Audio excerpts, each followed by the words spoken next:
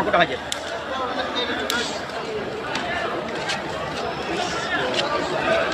فيسبوك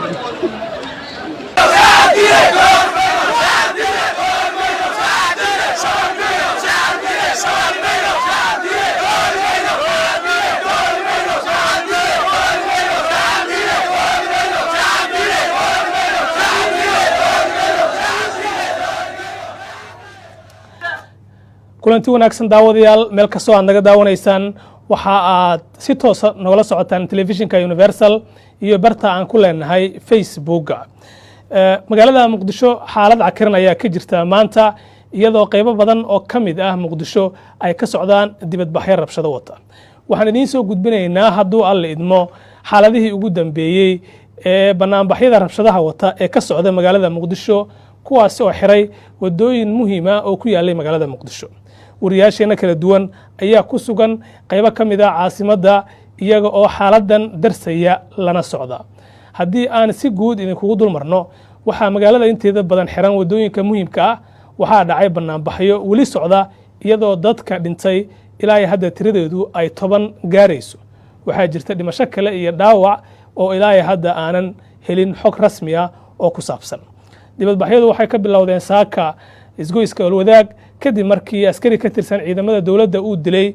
wiil dhalinyaro ah oo kaxeynayay mooto bajaaj iyo qofkii la socday arrintaasi ayaa sababtay in banaanbaxyo ay bilowdaan mas'uuliyiin ka tirsan gobolka Banaadir ayaa isku dayay inay dadkii isugu soo baxay goobtaasi la hadlaan waxaana taasi ka dhashay dhagax tuur iyo rabshado iyadoo mas'uuliyiintiina ay isaga baxsadeen iyo ciidamadiiba goobtaasi kadib markii rasaas iyo dhagax ay isku dhacday waxaa rabshaduhu ay gaareen in ganacsigii magaalada ay ku fidaan iyada oo shirkadda Hormuud qaybteeda suuqa Bakaaraha ay kooxo rabshado wada ay tageen iskuna dayeen inay xoog u galaan waxa halkaasi ka dhacday rasaas kale wararka qaar ayaa sheegaya in ciidamadii ilaalinaya shirkadda ay isku dayeen inay difaacaan dadkan ka difaacaan xarunta shirkadda isgaarsiinta ee Hormuud oo qaybteeda ugu weyn ay ku taalo suuqa Bakaaraha wararka ayaa sheegaya in halkaasi dad ay ku dhinteen rabshadahan banaanbaxyadu waxay sidoo kale ka dhaceen meelo kale oo kamid ah caasimadda iyadoo ay ka bilowdeen isgoysyada Tarabuunka kilometer 4 dabka sayidka iyo meelo kale oo kamid ah isgoysyada Bakaaraha iyo Howlwadaag intaba waxaana dadka banaanbaxaya ay ka cabanayaan dilkan soo laabtay ee loo geysanayo darawalada kaxeeya mootada bajaajta bal aan idin soo gudbino marka hore qaar kamid ah banaanbaxyadii dhacay maanta iyo hadaladii ay wadaageen ama ay warbaahinta u gudbiyeen dadkii dibadbaxa dhigay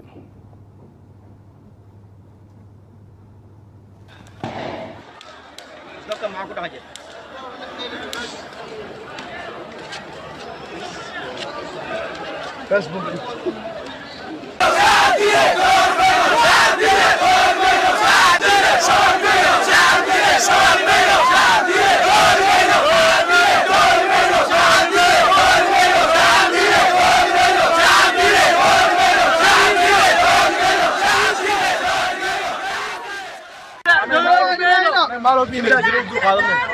هذه مامور قبل كبنادر الدولة يسرب البجاج لا يقربين هم عطيا شعب كاتي الله قلنا البجاج هم الله شيء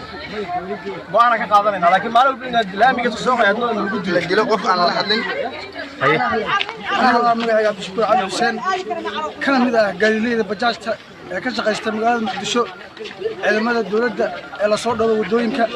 hadii aan nahay dadka dhalinyarada ee ku xamaasha bajaajta waxay noo geystaan dilal iyo dhibaatooyin iyo sidoo kale tacadiyo aan la meelday waxaan ka codsaynaa dawladda federaalka Soomaaliya dadka wax garadka ah inay naga qabtaan gudoomiyaha gobolka Banaadir maalin kasta waana la dilaa asna waa la dilay شبيه طبعاً كيساع اللي قلت لك ويلي أرتجس يا أبيس أو بجاج لصار أو وحنا قلب صارين أو استاج مركير أو استاج عبدا أفكر أسكري أو مركو استاج ما علينا أفكر حبتك قليل إذا مركي ماشي كل روح وايد أسكرت ولي بدنا حبدا إذا شعبكم مركو اسكت صابحين أنا اللي حبدا قدومي قبل كبنادر مدحوينها قدومي شمحات حسنا قالها بارلمانك إنا حكومة إسكري ما أنت فرماجة دورنا واقع يا نوبري قبل كانوا بري دور شد سلا هو قرحت ما عندنا فرماجة وحو قالين oo noo waraabiyo oo meel ba nagu dilo oo noo jirjiro oo wiilasheena laayo oo jidkana baahina disho walaalayaalow annaga waana la dhibaateeyaa waana la dilaa waana la dhaawacaa wax kasto dhibaatada hadda socoto xabadda gurkeena ka yeerayso saaxiibkeen deeqow ilaahay ha u naxariisto waxa waaye waqtigiisa inta ku ekaay aniga saaka banoon isla dheelay 12 saac hal saac ee baran soo kala tagnay anigana isgoosgooladagan hoos ugu laabtay asina xaafadiisa u aaday ma garat marka asiga iyo abtigiisa hadda macnaha in la dilay isla markii xabadihii aan maqlay ii sheegay asoo meeshii yaalana uu maaday ilaahay ha u naxariisto wax kaloo sheegna male aniga banoon isla dheelnaa ilaa iyo ninkan intuu ka soo baxay ciyaalkii naga yeeray waa loodkii naga yeeray waaye intaana waa isla dheelaynay ciyaalkii degmada u dheelo waaye xaafadoo degan yahay deegaan waaye marka allah u naxariistaniyo waayahay waxay ahaayeen qaar ka mid a banaanbaxyadii maanta muqdisho ka dhacay iyo aragtida dadkii ka cabanayay ama ka banaanbaxayay dibadbaxyada waxaa telefoonka haddaan eegaynaa wariyaheena zakariya maxamuud timacade oo ku sugan meelo ka mida goobaha ay dibadbaxyadu ka dhacayaan kana mid ah wariyaashii universal ee saakay u dhaqaaqay balse ay u soo tabiyaan dibadbaxyadan rabshadaha wata ee muqdisho ka soconaya kuwaasi oo isu socodkii magaalada xiray zakariya mii maqashaa cabdullahi waa mahadsantahay waa ku maqlaa waaya zakariya xaggee joogtaa marka hore cabdullahi waxaan joogaa wadada jabka ee magaalada muqdisho waxaa ku sugan dhalinyaro ka caraysan dilkii saaka ka dhacay degmada holwadaag socdaalkayga ugu horeeyey waxaan ku tagay halka uu dilka ka dhacay subaxnimadii hore ee saakay saldhigga iyo degmada holwadaag xaaladeedu way adkeed xataa in dadku shacabka ay la hadlaan maamulka gobolka oo la socday taliyaha ciidanka booliiska gobolka banaadir ayaa kamid ahaa dadkii socday xaaladdu way adkeed shacabkuna way diideen in maamulkii tegay halkaasi inay la kulmaan ay la hadlaan taa bedelkeed waxay ku jawaabayeen dhagaxyo iyo erayo carada dilka labadan marxuum allah u naxariistay ee u dhaliyey kadib waxaan tegay isgooska lambar 4 iyana uu ka socday banaanbax kii lamid ah waxaa kaloo uu ka socday dhanka tarbuunka taas oo kamid ahaa banaanbaxyada goobaha ugu waaweynaa uu ka dhacay saakay tarbuunka waxaa jiray halkaas isagana mid kamid a dhalinyaradii banaanbaxyaasha askari ka tirsan dowladda uu ku dhaawacay waxaa kaloo sidaa uu kala dhaawac ka dhashay suuqa bakaaraha goob ganacsi iyana waxaa ka dhashay khasaaraha dhaawac gaaraya ku dhawaad 3 dhalinyaro daqiiqado ka hor sidaan oo kale iyadana iskuuska sayidka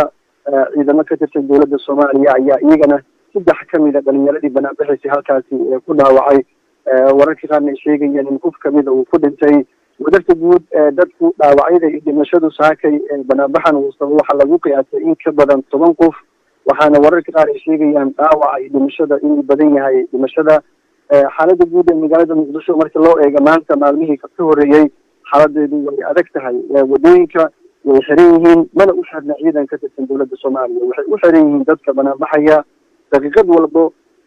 waxaa sii dhalanaya tiim ama koox careysan ama dhalinyaro careysan iyagana ka banaanbaxaya xaafadba xaafadda ka dambeyso waa isla sii banaanbaxa uu kusii dhalanaa gudoomiye amniga siyaasadda gobolka banaadir iyo taliyaha ciidanka booliiska iyana way isku dayeen dhowr jeer inay dejiyaan dhalinyaradii banaanbaxa sameynayay way ku adkaa xaalka in dhalinyaradaas ay dejiyaan marka la fiiriyo banaanbaxu rabshado ayuu wataa goobaha gaadiidka shacabka waa loo diidaya goobaha ganacsiga way diidayaan shaag ayay gubayaan wadooyinka laamiyada ugu muhiimsan tusaale wadada dadka oo hadda aan u dhowahay iyana way xireen waxay ku gubeen waxyaabaha taayarka laamiga oo dhan qiic ayaa isla socdo dadku xaaladooda waa sidaa dadka dibadbaxaya rasaas nool ayay ku ridayaan sidaas ba zakari ciidanku mararka qaar iyagoo naftooda la baxsanaya ayay shacabku rasaas ku furayaan marka qaarkood kor bay uridayaan qaar kalena hoose uridayaan waxaa laga yaabaa qaarka hoos uridaya in khasaare badan shacabku banaanbaxaya ay kala kulmaan mararka qaar xataa mas-uuliyiinta socdo doonaya in shacabku ay dejiyaan ayaa khatar galaya cabdullaahi marka shacabku way careysan yihiin madaxdii xataa socoto saraakiishii booliska maamulkii gobolka tiiba ka socdo waxay la kulmayaan caro iyo dhagaxyo iyo hadallo gafsi ama hadallo careysan gudoomiye ku-xigeenka dhinaca amniga iyo siyaasadda tuulaxa waxaa la sheegayaa in rabshadihii dhacay iyo dhagaxyadii la tuurayey iyo waxyeelo ay gaartay maxaa inooga sheegi kartaa waa mahadsantahay cabdullaahi tuulax waa sax laakiin aad uma adkeen ama waxa ku dhacay balse isagoo uu doonaya in dhalinyaradii uu la hadlo u dhexgalay waxayna ahayd goobta falka uu ka dhacay saaki waxaan ku sugnayna waqtigaas degmada Howlwadaag meydadka ayaa inoo muuqday waxay rabeen inay u tagaan meydadkii kadib la hadlaan dhalinyaradu ay kala dhacsiiyaan inay cadaalad heli doonaan balse waxay ku jawaabeen dhalinyaradii dhagax iyo qaarkood baa wati xataa maqaro iyo waxyaabaha loo yaqaano tuureyda oo kale gudoomiyuhu dhagax bay kaga dhufteen marka madaxa dhagax uga dhacay madaxa dhagax ugu dhacay kadibna laamihii ammaanka halkaas jooga ayaa soo kaxeeyey gudoomiyaha oo soo saaray gaarigiisa kadibna isku dayaya in dhalinyaradii la dejiyo balse isagu weli wuxuu sheegaya inuu qancin doono dhalinyarada uu dhexgalo halka dhalinyaradu ay cariisan yihiin dhagaxyo ku jawaabayaan waayahay shirkadda hormuud waxaa la sheegay qaybteeda suuqa bakaaraha iyana inay rabshaduhu saameeyeen oo halkaasi ay khasaare ka dhashay maxaad nooga sheegi kartaa zakari waa mahadsantahay cabdullaahi suuqa bakaaraha waa goobta ganacsiga ugu weyn Soomaaliya waana meesha ugu weyn oo rabshadaha saaka ka dhacay ciidamada ka tirsan ilaalada shirkadda hormuud waxay dhaawaceen 3 qof oo gashay shirkadda waxay ka mid ahaayeen dhalinyaradaasi ku banaan baxayay waxay isku dayeen xataa in qalalaashay ay ku sameeyaan shirkadda xaruntii ay boob u geystaan xaruntii ay galaan xadgudub xaruntii ay ku sameeyaan balse ciidanka oo iyagana isdifaacaya ayaa dhaawacay tiro ka mid a dadkii banaan baxayay welina ciidanka hormuud waxay sameynayeen rasaas weliba ka badan mida ciidanka ay ridayeen iyaga oo difaacanaya hantida halkaa ku jirta waay zakariye aad baad u mahadsan tahay marka ugu dambeyn meelaha aad martay oo dhan wax gaadiid ah oo socda oo shaqeynaya ma jiraan magaalada gaadiidka dadweynaha wax shaqeynaya ma lahan xataa gaadiidka madaxdu way adkeed in dadku ay qaataan ama madaxdu ay ku marto wadaha rabshadaha iyo banaanbaxa uu ka socdo waxaa laga yaabaa meelaha qaar in dadku ay ogolaayeen inay maraan gaadiidka bajaajka oo sabab u ahayd dilkii saakay ka dhacay Muqdisho waxaa tixgelinta ugu badan maanta helaya in wadooyinka ay maraan wuxuu ahaa gaadiidka bajaajka maadaama dhalinyaro ka mid ah wadayaasha mootadaasi ay dhibaato saakay la kulmeen wariyahena zakariya maxamuud timacadda ayuu kaasi ahaa oo telefoonka muqdisho noogu warramayay isagoo jooga qayb ka mid ah caasimadda gaar ahaan waddada Maka al-Mukarrama oo ka mid ah meelaha ay rabshaduhu ka dhaceen maanta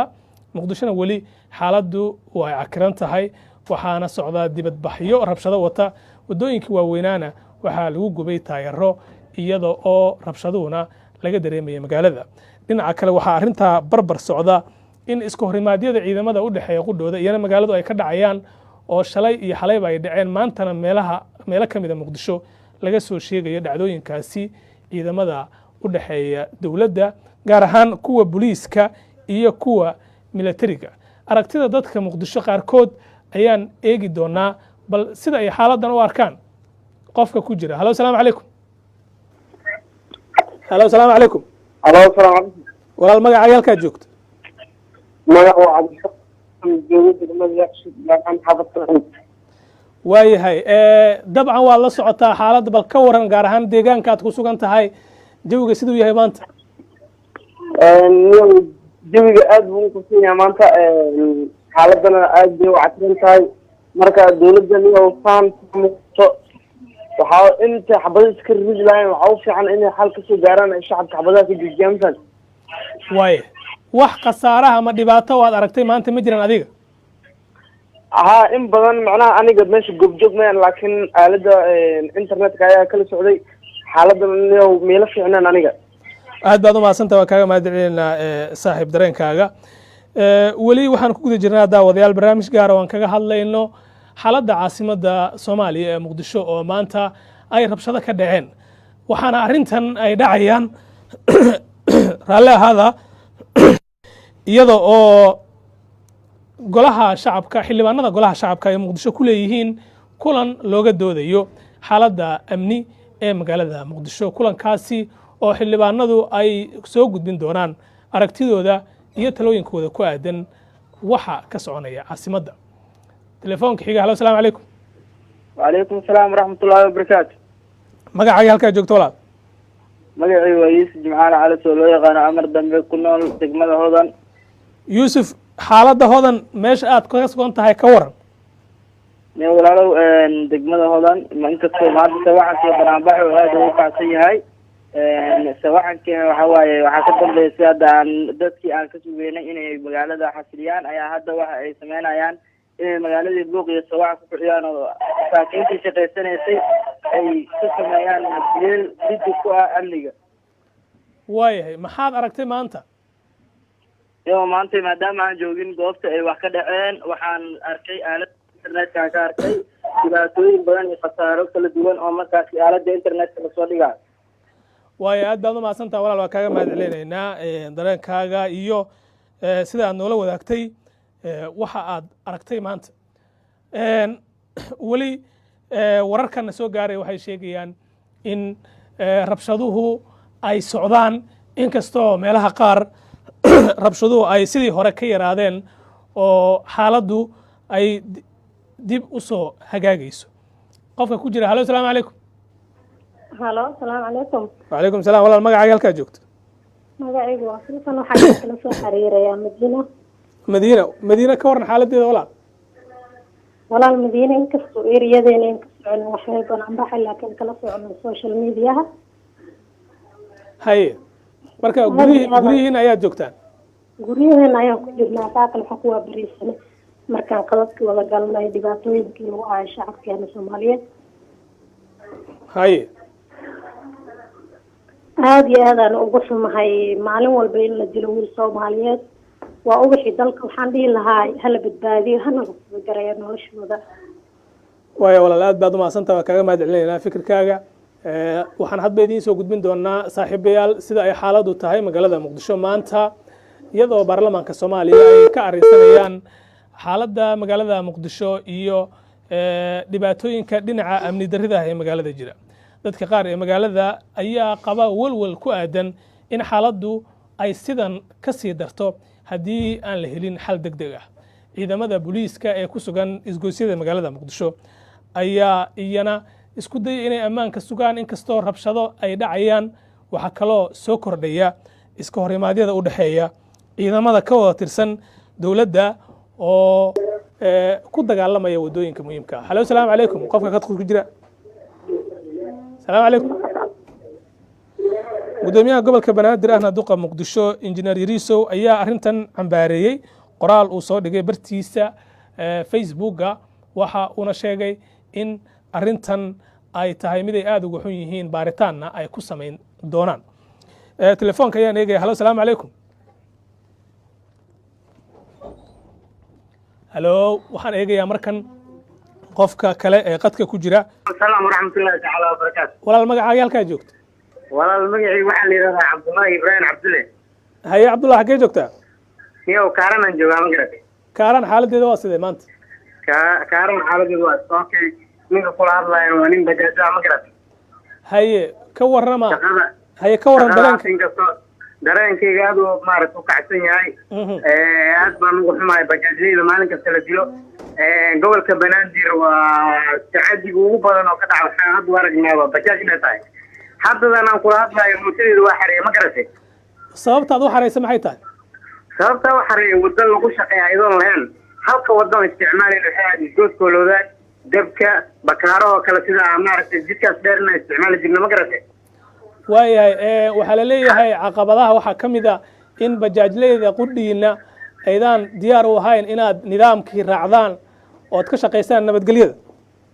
walaal waxaas waa been wax kama jiro waa ogolnahay nidaamka waa sameynaa waa raacnaa waxaa kamid a nidaamka inaan raacno waxaa noo cadeynahay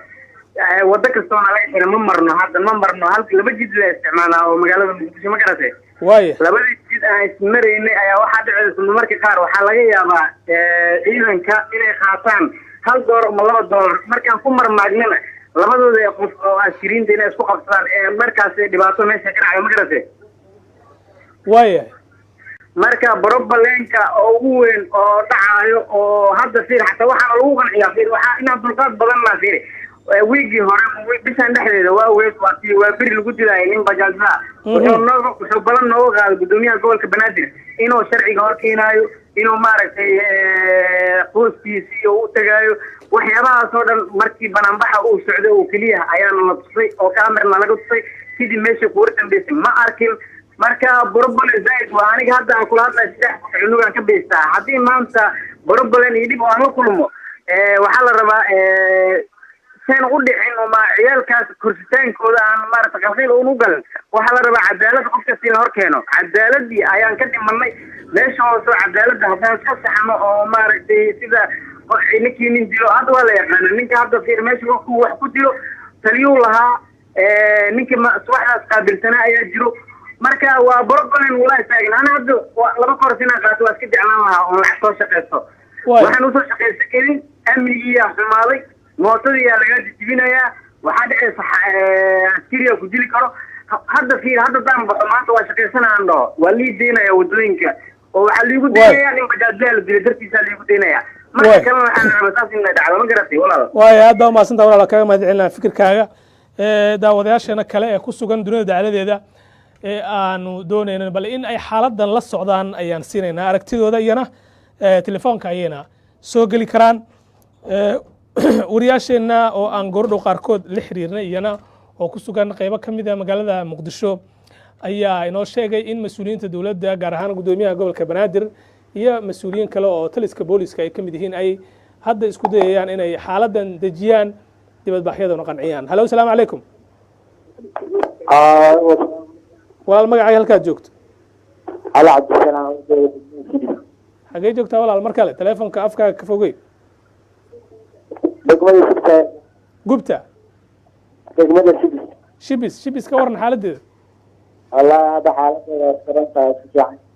haye marka على sibis ayaa waxa ka dhacay oo iska hor ilmaad oo dawladda ka tirsan waa sidaas marka maanta hadda xaaladeeda inta ay ka taxantaa magaalada dhan ayaa ka saaxmay waayo walaal waa kaga mahadcelinaynaa fikirkaaga markaan dib ugu laabanno xaaladda caasimadda gaar ahaan dhinaca dibadbaxyadan magaalada ka soconaya ayaa wararkeena kale waxaa ka mid a in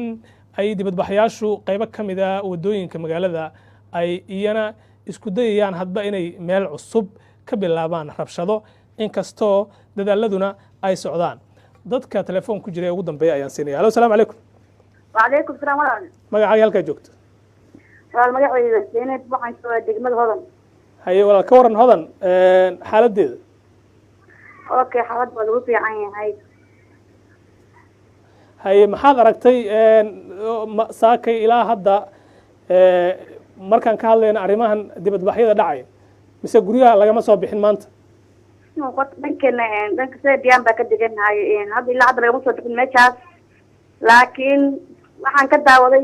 aaladda internetka waay sidee u aragtaa siday wax u dhacayaan walaal wala aad aan u xumahay dhalinyarada soo korayso oo nala beegsanaya markasta hub oo lagu talagelin in shacabka lagu isticmaalo waayo walaal aad baad u mahadsantaha kaga mahadcelinaynaa fikirkaaga wanaagsan gabagabadii ayaynu soo gaarnay hadduu alla idmoo daawadayaal hadba wixii soo kordha inta aynu ku guda jirno barnaamijyadeena iyo wararkeenna ayaan idinla soo socodsiin doonaa iyadoo baarlamankuna ay ka shirayaan arrimahan amniga oo la filayo in hadallo ay jeediyaan xubnaha golaha shacabka mas-uuliyiinta hay-adaha amniga qusayana ay hortegi doonaan golaha si arrimahan wax looga weydiiyo walwalka dadka muqdisho ayaa dhinaca kale sii kordhaya iyada oo ay isugu darsameen mararka qaar magaalada oo xiran iyo rabshado dhacaya gaar ahaan dhalinyarada gaadiidka mootobajaajta kaxeeya oo qaba caqabado kala duwan la kulmaya kuwaasi oo kaga imaanaya ciidamada dowladda ee sugaya ammaanka wadooyinka caasimadda waxaa sidoo kale iyana jira cabsi kale oo ku aadan in ay mar kale soo laabtaan isku dhacyada ciidamada qudhooda oo doonaya qaarkoodna in wadooyinka ay xoog ku maraan kuwa kalena diidaya in wadooyinka magaalada xoog ay ku soo maraan ciidamadaasi insha allah wixii warar soo kordha halkan ayaan idinkaga soo gudbin doonaa hadduu alla idmo